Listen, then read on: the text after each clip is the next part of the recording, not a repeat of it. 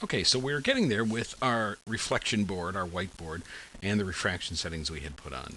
But I'm going to make this even look a little bit better. And what I'm going to do is take this transparency all the way down to 0. We're not going to need it. But Dan, why is that? Well, we're going to need a little bit because we want some refraction on there. Okay, but what we're going to do is control it with a texture gradient rather than just a transparency equally across the whole surface. So from the transparency texture map, we're going to apply a gradient. Okay, and this is a key, and we're going to click once in there to create another key, and click again to create another key. And we'll take this middle key and bring the value to 0. Okay, now if I just do a use texture and click render, it's not going to look like much. Okay, that is because all we did was apply that, but the model itself doesn't really have anything to do with the transparency map. It doesn't know how to be applied, and the reason for that is because the input parameter hasn't been changed. It's set to previous layer. Well, there is no previous layer, so the model's not really picking this up.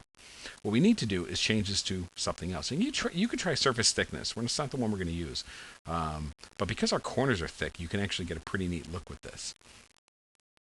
We have a thicker surface there, so that transparency is applying in those corners, which is a pretty neat way to go.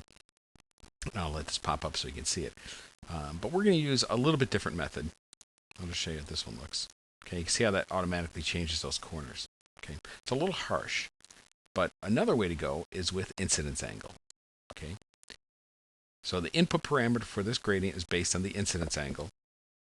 I'll press F9, and now you'll see that we're creating some depth in there, some transparent thickness. It's exactly what we want. Okay, and if we want to change the color, change the tint, we can. We need to create a transparency for the tube itself, but just by adding a transparent gradient, we now have a much nicer looking glass. It's a great way to work. And if you compare this to our cologne bottle, where we had nothing behind it, but we needed a little more light to actually see through this, you'll see that even just with this boring nothing backdrop here, we're getting a really good looking glass surface. Okay, all from that transparent surface. All right, so now what I'm going to do is come to my perspective view here, and I'm going to take this whiteboard, and I think we're going to try this. I like it as a reflection, but we're also using it as our light source because we have the radiosity on. So I'm just going to move this up. I can actually use this up here like this. We're going to try and light this from right above. Go back to our camera view. And press F9 one more time. And that helps create a nice soft light right above it.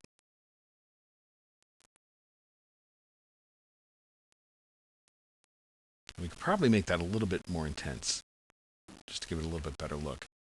But that creates a nice soft fill right from above. Now we lose our reflection board because we moved it, which is fine. We're going to put another one in there just to create some. But what we can do is go back to global illumination and up this to about 300% just to see how it looks, or use the multiplier as well. Now you got a really nice soft look from that light right above it.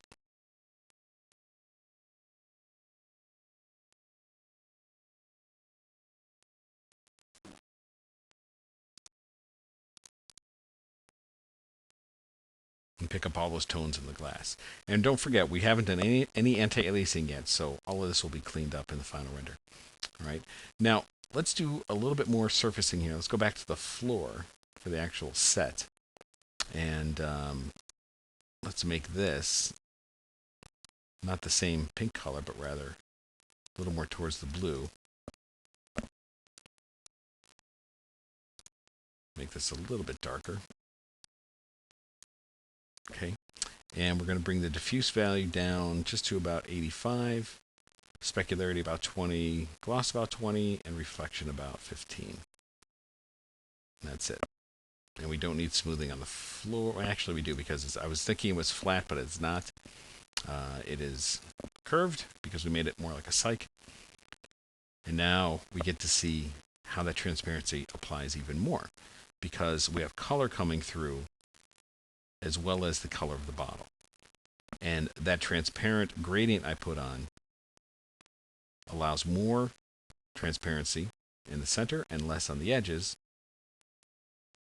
And what happens is you get this nice multicolored bottle.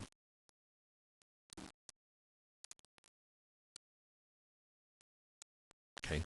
Now, by playing with those values, those black and white values, you can actually create a pretty interesting look. You can add more keys in there. You know, not just go straight black and white. Perhaps you might want to go a little more gray. But for now, that's actually working just fine for us. The shadow is just terrible here, and that's because of the distant light. So we're going to pull that off. I'm going to do one more render for you, and then we'll move on to the next video. Let's just say don't affect the diffuse values. What that does is completely turn that light off. So the only light in here is actually from the whiteboard. Just so you can see the variation. I like it a little bit because I want some of that blue in there, but we're just going to pull it down and try and soften the shadow, maybe by changing it to an area light. Okay, because a lot of people I know want to do all radiosity or not at all. And I've said in a couple of other videos that you don't want to use the radiosity and light wave entirely as a lighting source, because it's just kind of right? It's nice for reflections, but overall it's not as good. So let's move on to the next video.